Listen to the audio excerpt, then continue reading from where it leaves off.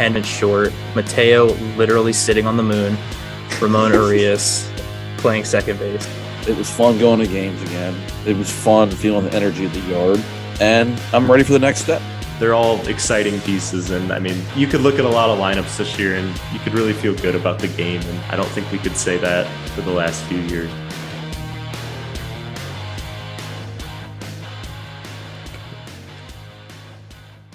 Good evening, Birdland. Welcome back for another episode of the Talking Birdie podcast. It's episode number 59.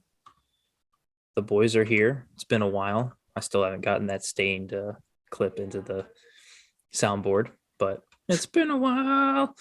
What's up, guys? How y'all doing? I'm doing good. Are you not fired up after that intro, Ryan, that I had a bored day at work and threw together? I am. I'm a big fan of the intro. Thank you for bringing that up, Josh. Hopefully everybody else enjoys the new intro as well. Sorry, podcast users. I told the boys yesterday how much it made me laugh when Josh sent it to him, because Josh and Brad's quotes are like, team's good again. It's going to be a fun couple of years in Birdland. And then I'm just like, you know, that Mateo guy, put him on the moon. But I love it, and I hope it stays that way. Thank you. We'll try to change some of the clips at some point. But Brad, how you doing?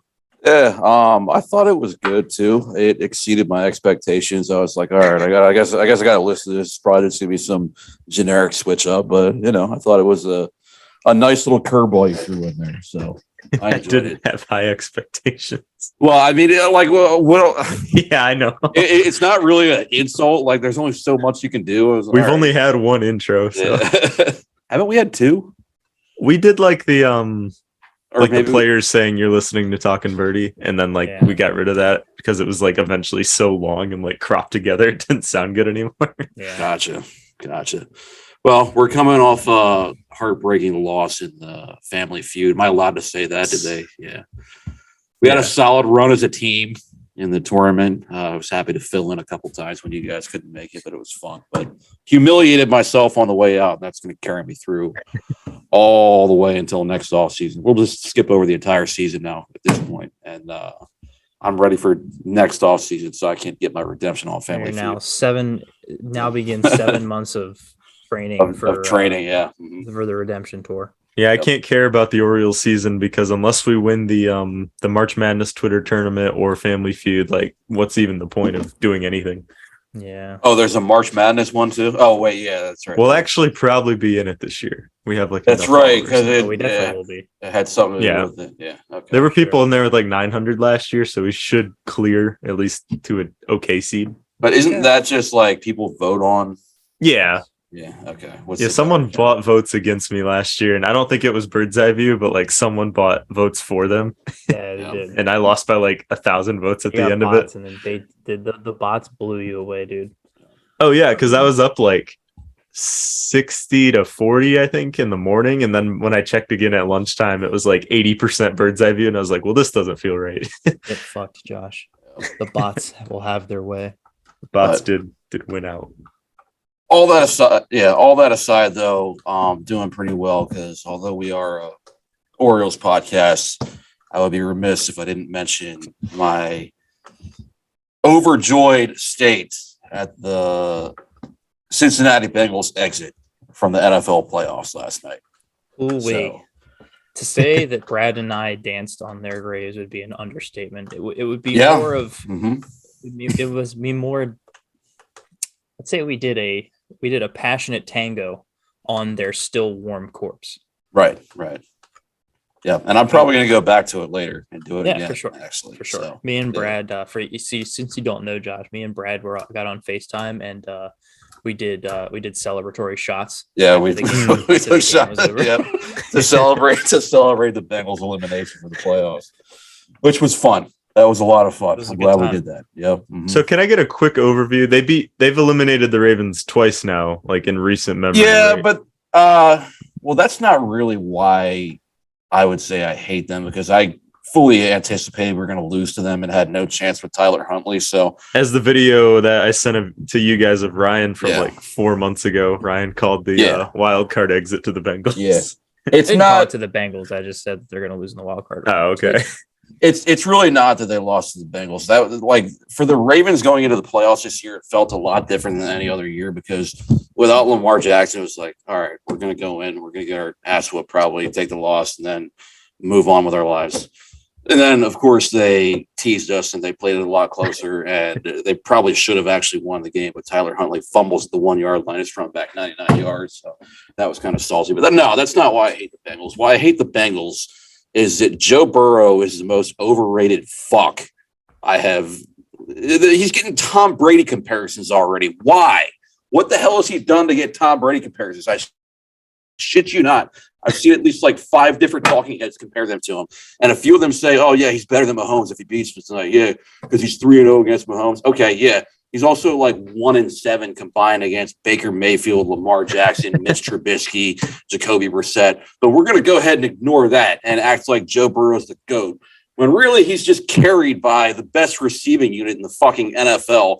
He chucks the ball up into double coverage, and they have great fucking receivers. And they come down with the ball a lot of times. It ain't or he hits Jamar Chase on like a 4-yard slant, and he takes it to the Jamar house. takes to the house. Yeah.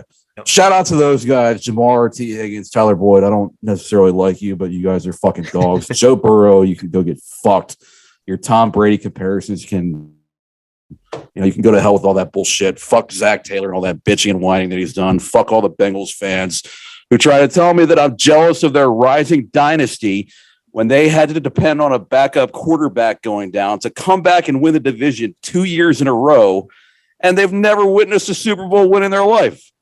Fuck Skyline Chili.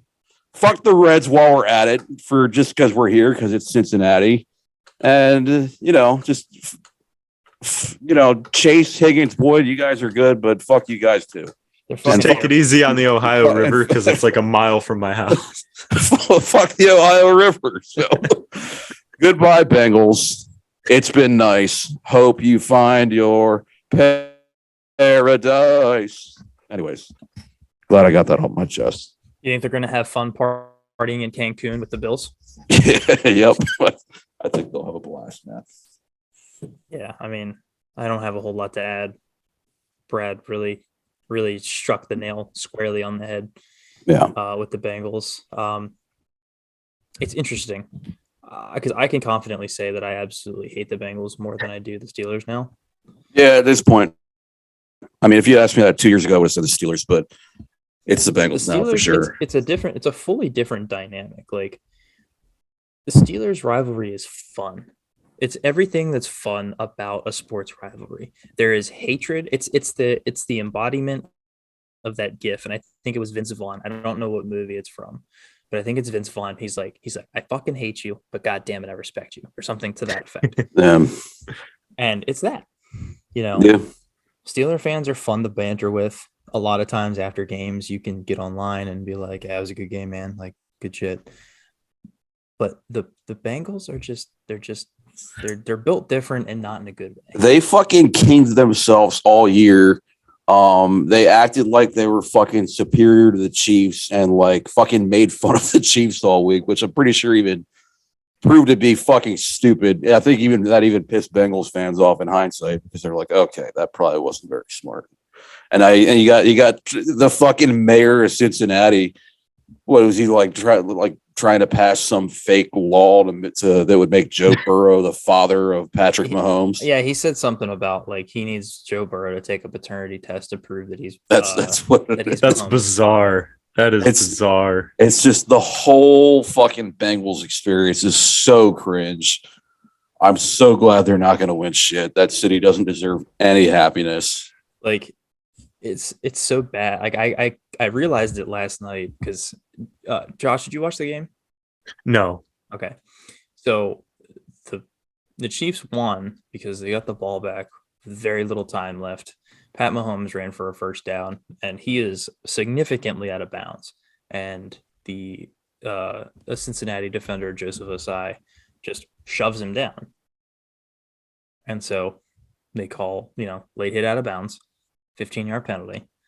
And it puts this happened with I want to say 8 seconds left. Kansas City had no timeouts, and they were Right. basically, I don't know, maybe they had just gotten over the 50-yard line. So that 15 yards puts them in range. Butker comes on, kicks the game-winning field goal.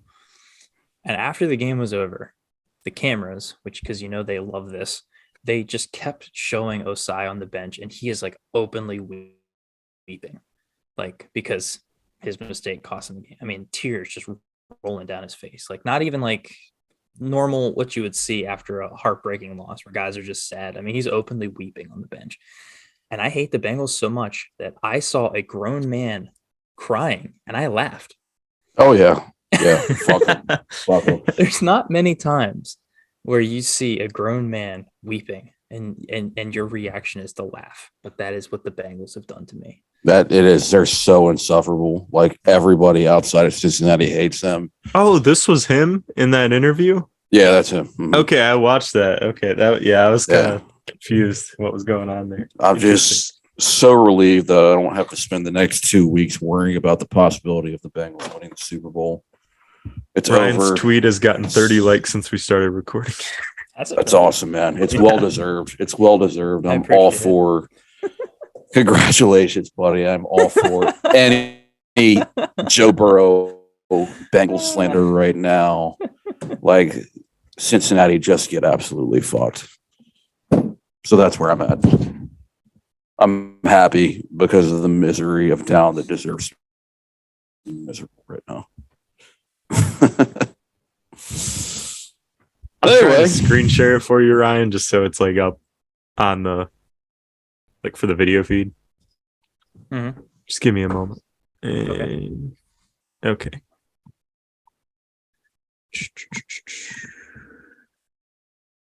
That guy right there.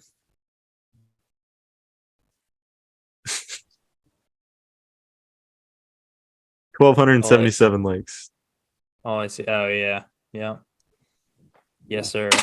Can you imagine in like the 70s or something or 80s, like a top of the line, like elite athlete in sports just dressing like this before a game? Like Nolan Ryan would just like bend him over and just like throw him down the dumpster or something. It's another reason that it fucking annoys me about him, because that just tells me his attitude is, I'm so good that I can get away with this shit and people are going to think it's cool because I'm Joe Burrow and I'm so good. So I'll just dress in this like stupid shit and people are they're going to talk about it nonstop. Like that's fuck him. The thing that bothers me, I hate like when people like unnecessarily play the race card with stuff, but like Brad, I'm sure you remember Cam Newton used to show up in some goofy ass outfits too. Oh yeah. And every week it was like this talking point about like to make fun of the way he dressed. And he did dress like a fucking lunatic. I'm not even going to lie. Russell Westbrook, same thing. But like it was the way it was, but like Burrow does it and everyone's like, oh, he's so cold. Joe Burr. Ugh. Joe Burr. They act like it looks good. It's I can't stand it, man. It's too much for me. I actually have something to show as well. Once I get this up on screen share as well. Let's see if it'll. You should be allowed to share. Is it Jamie Townsend? Yeah. You guys can keep talking. I'll find it. Okay. So it's Eagles, Chiefs. Super Bowl. Eagles, Chiefs in the Super Bowl. I'm on the Eagles train now, for sure. But like I said, I'm less. I don't want Kansas City to win, but I'm less concerned about how it would affect me than if the Bengals won. So I'm glad baseball is kind of immune from the if he loses this game, that means he's better than whoever, because like there's so many games in baseball, even like in the playoffs, it doesn't necessarily matter. Like these one-on-one matchups, no one's like Garrett Cole versus Justin Verlander in the ALCS. Like if Cole beats him, that proves he's a better career. Right. No one says that. Yeah. No one will ever say that. Mm-hmm. But they will say shit like Kershaw sucks in the postseason, David Price sucks in the postseason. Shit, like doesn't Verlander suck in the postseason? Or yeah, I think one of his starts this year for the Astros was like his first like decent postseason start since like 2011 or something like that. Yeah. Honestly, it is a little excessive that they put so much emphasis on head-to-head quarterback matchups when they don't actually play against each other. They play against the defense. They're literally never on the field at the same time unless it's pregame or to shake each other's hand after the game. Yeah, but someone has to catch the ball. But the media needs to sell their superstar quarterbacks. So, well, what will Stephen A. talk about on First Take if we don't have that? Yeah, exactly. All right. I can't figure out how to log into my Instagram on computer, but the thing that I was trying to show was the Chiefs punter, Tommy Townsend. Oh, that, yeah. Their punter. Yep. He took a picture of him celebrating after the game. He's got a big fat cigar in his mouth, and he captioned it like Burrowhead my ass or something like that. Do you know how cocky you have to be to get clowned by the other team's punter?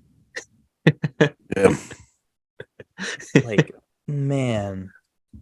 It might be one of the most unwarranted cocky teams I've ever seen. Yeah. And the punter looks like this. Yeah. Yeah, exactly. Yeah. It's brutal. Yeah. Like one of my friends was like, he said something about the Bengals being likable, and I was like, "What are you smoking?" No, get the fuck out of here with that. Yeah, I mean, a lot of people love Joe Burrow because the media fucking sells him as, oh, you should root for this guy. Like, no, get the fuck out of here. He looks like every frat douchebag you've ever seen at a college party. Like, you should love him. I always, every time I see him, it's just like I just hear like, guys, be careful. Don't scratch my dad's Porsche. Yeah, right. Something didn't smell right. Like when he won the LSU championship, like even the way they were like promoting him then, like it didn't pass the sniff test. Look, well, he played on that LSU team was one of, if not the, it's probably a top 5 best college football team of all time. Probably the best wide receiving core too. He had Jamar Chase in college too. He also had Justin Jefferson. That's probably the 2 best wide receivers in the NFL right now. Yeah. That's insane. Before that, he couldn't see the field at Ohio State. That's why he transferred. And his first year at LSU, he was average.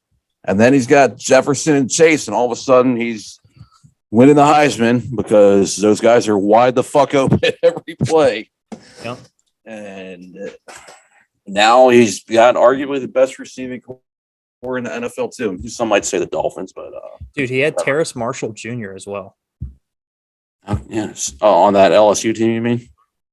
Grant Delpit at safety. Clyde Edwards-Helaire. Patrick Queen at linebacker. Yep. They had Clyde. Kalavon Chase on. Oh, they were loaded, dude. Yeah. They fucking crushed everybody. Everybody. So many guys that are in the NFL now. Yep. And like making impact in the NFL. Yeah. It's absurd. It was one of the best college football teams of all time. Like they fucking blew out Alabama. I'm pretty sure that year. Yeah. I can't remember who they played in the national championship, but I'm pretty sure they blew out both their playoff games too. So it's so nuts. Yeah. So nuts how good that team was. Yep. Like any quarterback would have been good. remember any legitimate quarterback. They had Thaddeus Moss too, and everyone thought he was going to be like a first round talent. Oh yeah, he was killing it with LSU, and he was Randy Moss's kid. Right. I don't think he's even in the league. I don't think he is either. Yeah, I remember that too. Yeah, I'm pretty sure he went undrafted and went to like Washington or something. Yes, you're spot on. You're correct. Yep. Okay. Yep. So, anyways, as much as a little bit of baseball talk now. Yeah, before we get too into it, I guess we should point out we haven't done an episode since me and Josh officially are going to Sarasota.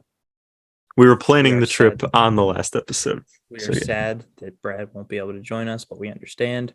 Yeah, unfortunately, got some other things I'm dealing with right now, but hopefully, I'm sure you guys will have a good time, and I'm sure the opportunity will come up again in the future. So, no doubt, for sure. Mm-hmm. It's gonna be a good time, Joshy.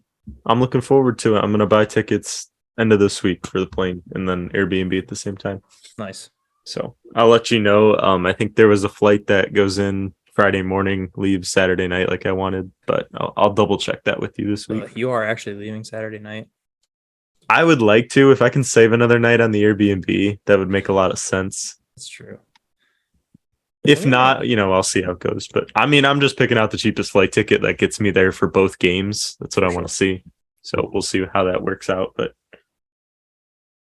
yeah. So there's a new face we will actually see there this year. That's exciting. Who's that, Josh? I'm excited. Ryan, I'll let you lead this one. Well, why don't you do that? Because never mind. Wrong tab. I was like, I closed it. No, I didn't. I just have another tab of Firefox open. Yeah. So, boys, you guys made a trade on Friday. Was it Friday? It was late last week. Whatever Something it was, like that. Yeah. I think it was Friday. It was made a trade, and probably a pretty big one too, I would say. We sent Daryl Hernandez to the A's and received left-handed starter Cole Irvin and right-handed, I believe, reliever Kyle Verbitsky. He projects as a reliever, but yeah, he's like currently a starter, I guess. But he's a prospect, right? Yeah. I didn't get a chance to look up anything about him. He's like basically Tyler Wells. Okay. I know I did see that he had. He looks like more of a project to me, Verbitsky. Sure. Which it could pan out, with the way our data-driven analytics are. He has a nice K rate, but Cole Irvin's definitely the centerpiece of this trade for sure. Yeah, absolutely. No doubt. And we were able to get a left-handed starter who is under team control in 2027. When he's 34 years old. Yeah. Oh, I didn't actually know that. Who threw 180 innings last year and had an ERA under 4. Yep. Yeah. Barely under 4, but under 4 nonetheless. And the best part about that to me, the fact that he's a left-hander, that means teams are going to be stacking their at Canada Yards, they're either going to be stacking their lineups full of right-handed hitters, meaning they're hitting towards the wall of death in left field, or they're going to say, fuck the matchups, we'll throw some lefties in here. He's facing lefties. So either way, it's win-win. So Josh, he had a really good FIP. It's not inconceivable that he could potentially improve on those numbers. So he could be a better version of what Jordan Lyles was. And left. Cole Irvin is Swervin' Irvin, as they call him, certified my guy, contact pitcher. He doesn't throw more than like 90 miles an hour. He doesn't walk anybody. His whip was 1.160 last year over 180 innings. The only Orioles pitcher that had that beat was Tyler Wells, who pitched significantly less innings than 181. 94 ERA plus feels misleading. I don't know how that's fully calculated, but ended up being below league average, but a 1.8 walks per 9. The second best on the O's in 22 was 2.4 for starters. And his savant numbers are awful, and I don't care. He's my guy. Yeah, I actually just pulled up his savant and I cringed a little bit. Yeah, it's pretty bad, but like, I don't care. He's my guy. It's not everything. No, and it'll look a lot better this year with like his ERA is going to go down. His walk rate is probably going to go down because he's going to feel more inclined to like attack hitters with that wall in left field. Like Oakland's a pretty pitcher friendly park as is, but it's not the wall of Baltimore. What kind of ERA are you anticipating that he has, Josh? I mean, if he got a 3.98 last year over 180 innings in Oakland with a terrible team, terrible defense. I should point out that.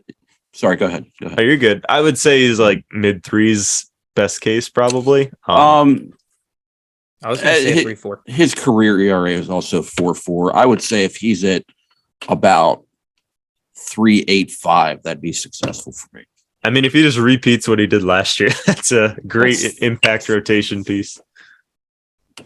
Yeah, I mean, more than serviceable, I would say. A great could be a stretch, but 3.98, yeah. There's no like downside to this pickup because like at worst he's like a 5 starter for us by the end of the year. At best he's like our number 2 or 3.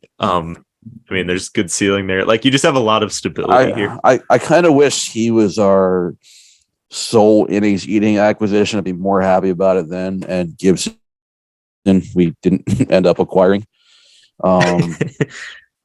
But whatever, we'll deal with that. We'll deal with it. So the rotation, I guess, off the top of my head, would be something like not necessarily in order because they might throw Gibson on opening day start. It might be Kramer. I have no idea. So I'm just going to name the 5. It's going to be Gibson, Irvin, Kramer, Bradish, and I don't know if Gray Rod's going to be there on They basically said through the rotation or not. Elias basically said they fully expect him to make the team out of spring ball. Take that with a I grain know of salt they. 'cause I it's know. Elias. Yeah. I know they said it, but Right. I don't know. Yeah, I guess I'll just. But that's what I'm thinking. The 5 is for now. But you got Austin Voth competing for a spot. He did well last year. I mean, I think he probably He did. He's one of the few scrub waiver wire pickups that I thought sucked at the beginning and actually kind of won me over a bit. So, but he's probably going to be a long man type. I'm missing someone right now. Someone's name's eluding me. I don't know. What do you guys think the rotation? Yeah. I mean, What do I you think guys you're the spot on. rotation's gonna look? Bradish, Kramer, Gibson, Irvin, Grayrod to start the year. Maybe Tyler, DL. I mean, yeah. DL Hall's a possibility. Tyler Wells is a possibility. I just want to see DL do good now that I've seen his short story thing that they posted the other day. That was a pretty good watch. I mean, Tyler Wells, same thing. I want to see DL do well because they've been emotionally invested in their freaking farm system since 2018. And so, yeah, obviously I want to see this shit pay dividends, but we'll see. Yeah, he's obviously a candidate to make it, but if I'm going to make a prediction, I don't know. I guess I'll predict he starts at AAA, but there's so many ways it could go. He could be in the rotation. He could be in the bullpen. He could be in AAA. It's so tough. Did you say you think DL will start in AAA? Maybe. Just to get him reps as a starter. Yeah.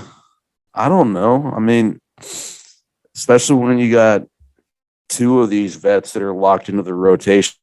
Now, like I said, I wish it was just Irvin and not Gibson, but there's nothing I can do about that. So, what do you think the rotation is going to be then, Ryan? Do you think Gray Rod's going to be in the rotation the first turn through?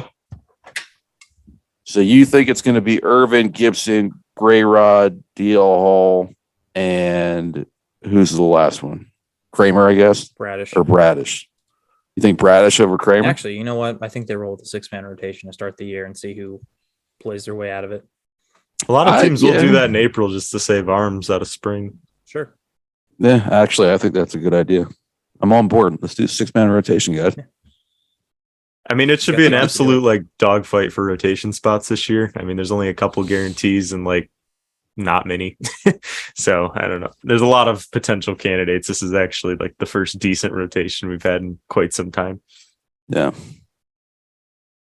Yeah. Any further thoughts? Unless he is an absolute tire fire for the duration of his time with the Orioles, this is a win trade because we gave up our 5th best shortstop prospect, and that's it. We have a obviously deep farm system. Hernandez could end up being a nice player for Oakland, but Could be. there's quite a few guys that were ahead of him. It was unlikely that he was going to see the big leagues here. So at a certain point, you got to start offloading those guys to see what you can get in return. So I'm on board with the trade. I wish Daryl Hernandez well. I'll still root for him to do well in Oakland. That'd be cool to see. Yeah. So I followed him a bit. So, I'm all in all, a lot of people say that I bitch about every single move that Elias makes. Well, I'm not bitching about this one. So I'm good with it. Said that. Well, are you being sarcastic? No. Yeah, people say it in fucking Orioles Uncensored all the time. But they fucking say it selectively because I've been pimping our farm system for years, saying how good we're going to be. But then when I complain about Jordan Lyles or Ryan O'Hearn or Rio Ruiz or Rougned Odor, the obvious bums, people get bent out of shape over. Yeah, I know. How dare a fan of a team want them to not willingly employ bad Yes. players? You're such a dick. Exactly. Luckily, only saw a couple complaints about us moving Hernaiz, and like quick summary: 21-year-old, 2019 fifth rounder, plays mostly shortstop, reached Bowie in 22. That's cool. There's good upside prospect, but there's really no room. I mean, if he wants to go to Norfolk this year, he's competing with spots against like Ortiz, Westberg, Norby, whichever of those stays down, and Holiday's behind him, and Westberg's probably Henderson's already there. So like, I mean, there's literally no room for you. Yeah, Anywhere. Exactly. The depth chart is full. Yep. Yeah. So, all in all, good trade, and I will still be rooting for Hernaiz to see him make it to the big leagues and hopefully do well. But hopefully, Irvin does even better. Yeah. And Irvin actually like seems excited to be here. Like I think he has a Discord, I guess, and a bunch of people joined that. Just talking to him, and I need to find that. How? okay. How, I don't know. do you I saw it find on Instagram, but yeah, he's been like active on Instagram. He's been like replying to people's tweets and stuff. He's just like seems genuinely excited to play for this team, and like I love it. He's already got a picture of himself with the O's cap on. And he made a self joke. He made a self burn on it. He's like, "Someone help! New profile pic." Send help. Yeah. So yeah, I'm in. I like that. I think, in my opinion, that goes a long way. Just a little bit of outward, excitement. Yeah. I think that is going to win him a lot of favor with the fans, regardless. He could not tweet again for his entire time in Baltimore, and like I will just remember that his first week in Baltimore, he was like made a big point to talk to people and say good things. Oh, he's a hockey fan. Look at that. He likes golf, NASCAR. Oh, he is a white boy. Oh my goodness. I think he's from Cali though, isn't he? I know we went to college like at Oregon. But... Where did he go to college, Josh? Oregon. There you go. Oregon. It's that Michigan accent. That's what I thought you said. He was Oregon. He was drafted 3 times by the Blue Jays in 2012 out of high school. Did not signed by the Pirates in 2015. 32nd round, did not sign. Good move by him because the next year he was taken in the 5th round by Philadelphia. He kind of looks like if you combine Trevor Bauer and Seth Rogen. I saw someone say he looked a lot like Trevor Bauer. Yeah. Is there news on Bauer? Has there been any I- reports about him? He's free to sign anywhere, but Right, I've seen nothing. Okay.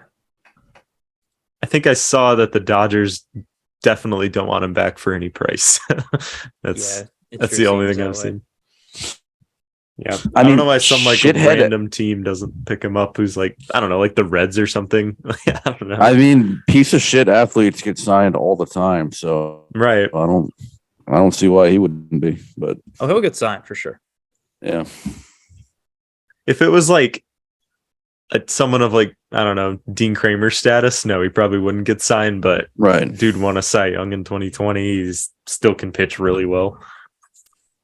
Yeah. There's been worse, like you said, Brad, like shitty dudes get signed all the time. Like there's people who actually accused of their thing. As long as they can produce, then front offices will PR spin the hell out of it and take a little bit of a hit. But eventually if they play well, everyone forgets about it. Or at least enough people forget about it. Right. It's worth the few people that still complain.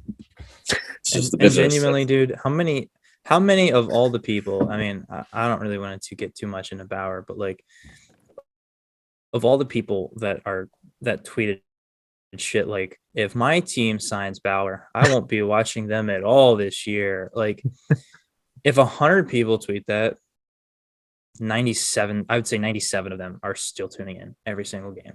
100%. Oh yeah, I mean, not changed. And if And if Trevor Bauer is close to what he was before all this happened, I mean, they're not going to care.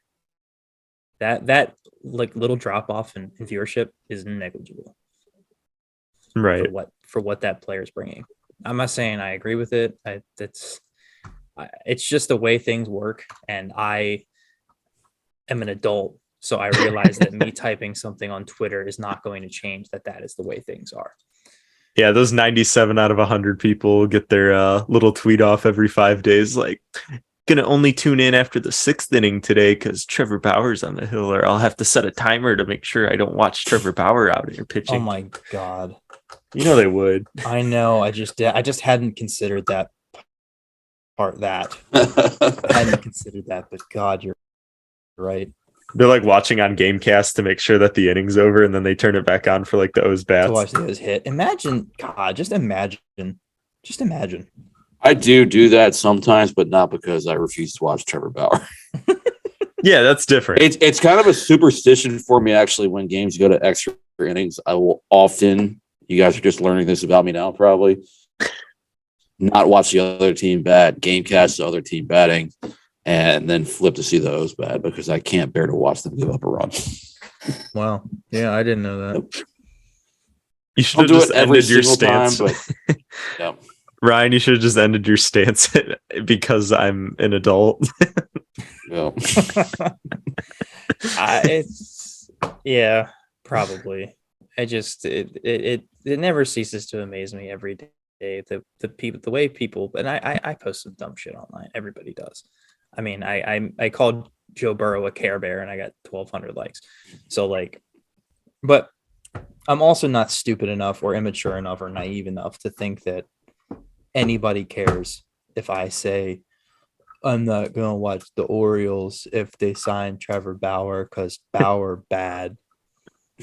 No one cares. Not a single person cares. And if you think anybody cares, then you're just stupid. Yeah. That's it. Amen. Stop pretending you're important because you aren't. You're not important. You're just an average, everyday fucking person like the rest of us. So get in line and tweet a meme or something. Shut the fuck up. Enjoy the ride. Yeah. Yep. Anyway. Final I don't know if you wanted to talk about that one. I just thought it was funny. What's that? I don't even know anything about this, so I'm gonna have to let you talk about this. I'm talking about it. I think it was Rock's tweet, the first one I saw. It was like, signed minor league first baseman Curtis Terry to a minor league deal, and I was like, what the hell is a Curtis Terry? But this is all like a week after Ryan O'Hearn cleared waivers and is now on Norfolk, and Lewin Diaz also cleared waivers and is also on Norfolk, and they were playing like Caden Grenier as the first baseman all year. I'm so happy for him. What the hell, Franchi Cordero? He's there too. He's like the one minor league free agent that I'm like kind of intrigued by. I guess Mazzara a little bit too is decent depth. But are they seriously gonna like block Franchi Cordero? Because he's the kind of guy who he's in all likelihood he probably sucks, but he has the highest ceiling out of any of them. I mean, I don't know what they're gonna do when they have five guys who play the same positions. I could stomach watching Cordero suck, knowing that there's a chance that he could actually do something exciting. O'Hearn, Curtis Terry, whoever. I think they're probably just waiting to make these decisions in spring training, see if anybody pops. Yeah, they'll just release whoever doesn't stick. I think that's probably all it is. Yeah.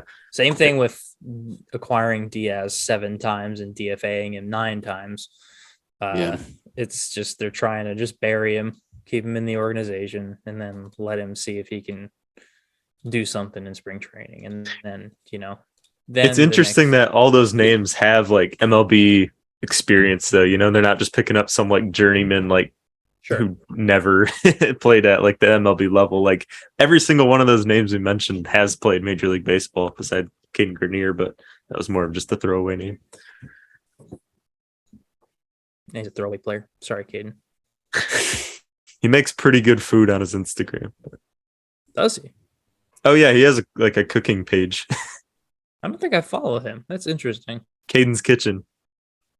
Is that actually what it's called? Yeah, Cade's Kitchen. Oh my god. I think he's more active on that than like his main Instagram. So I don't know.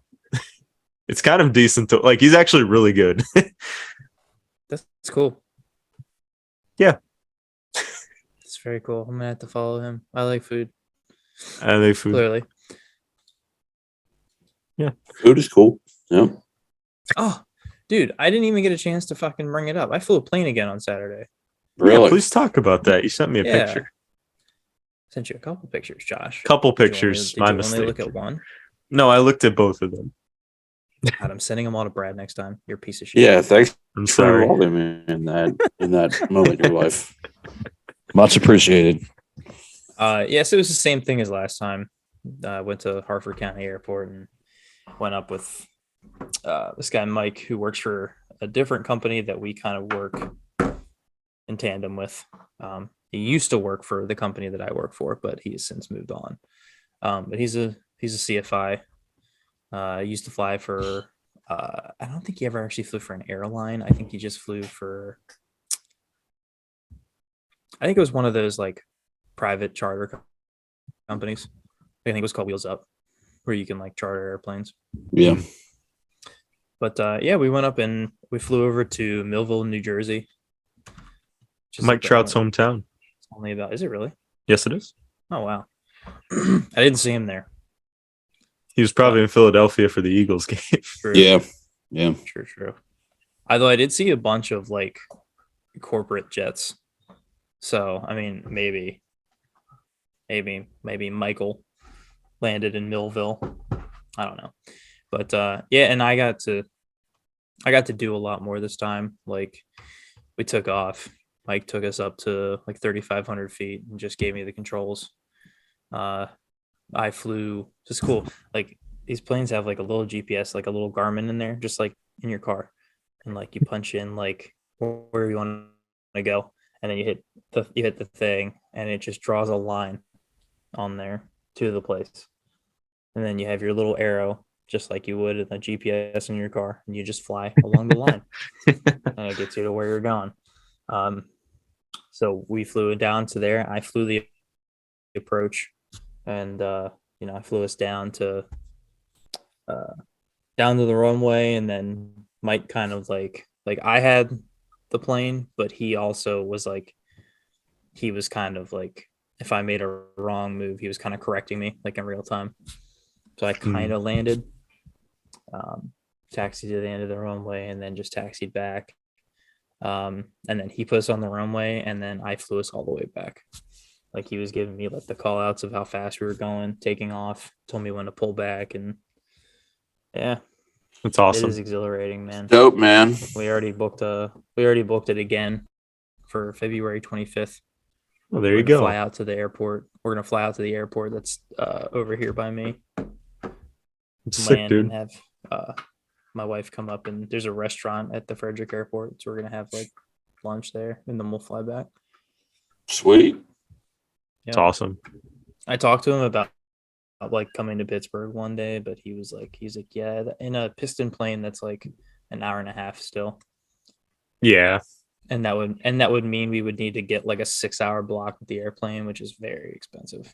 Yeah. It's not a cheapie. No, He took you up free and everything though? It's cool. no, we just split the cost. Oh, okay. We split the cost of the airplane it ends up being like $100 each time Oh, really? That's awesome. For how long?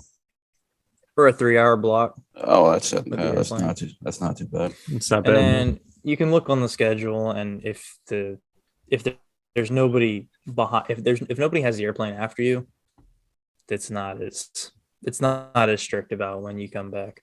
Gotcha. If somebody has it right after you, then you got to be back in time so that the Right. next person can take. Especially since where we're taking off and flying from is a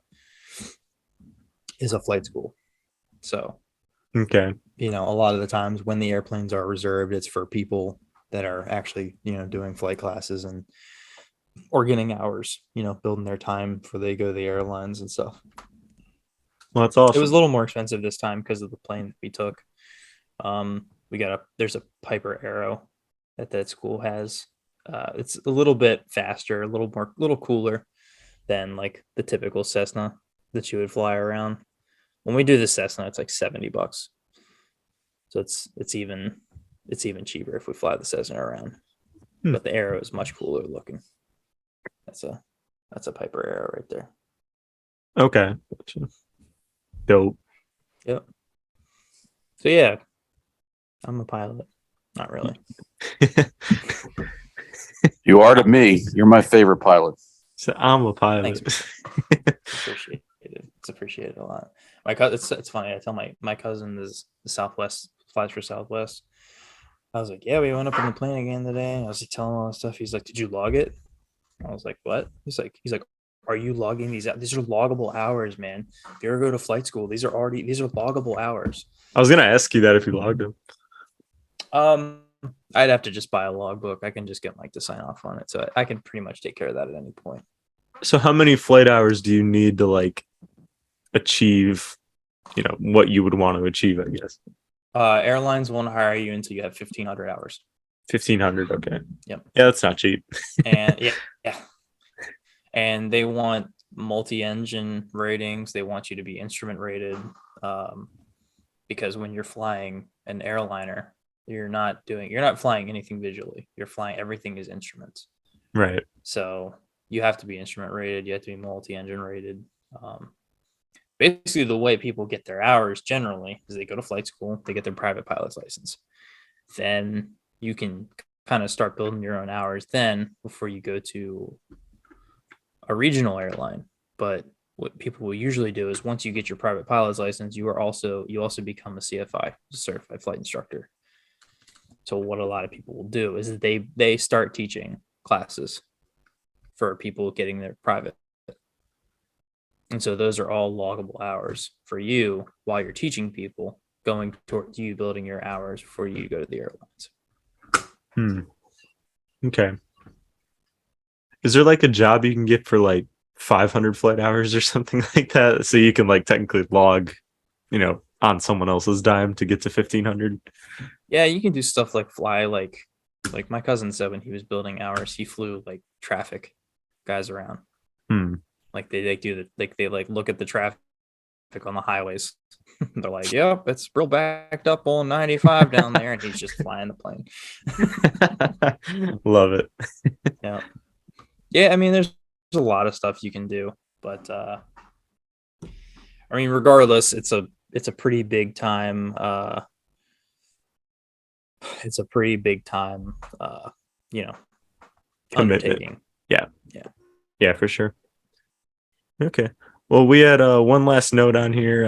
This is the last episode before pitchers and catchers report. I think they report February 11th or something. I could be wrong on that date. They loaded up the truck today. Yes. They did their annual tweet of the, box truck getting loaded up with all the gear. Yeah. Riding down, starting the trip down to Sarasota. So yeah, it's getting very close. And I saw via Ryan McKenna's Instagram that I think he's getting down there like February 6th or something like that. So I don't know. But I just thought it would maybe be a fun exercise to look at the roster real quick, and just because this is probably the roster that we're going to have for the season. So at least for the most part. So if we wanted to I don't know, just take a good look at it. It's fine. Brad, are you down for that? Yeah. Cool. Yeah. Sounds good, man. Just says no. Yeah.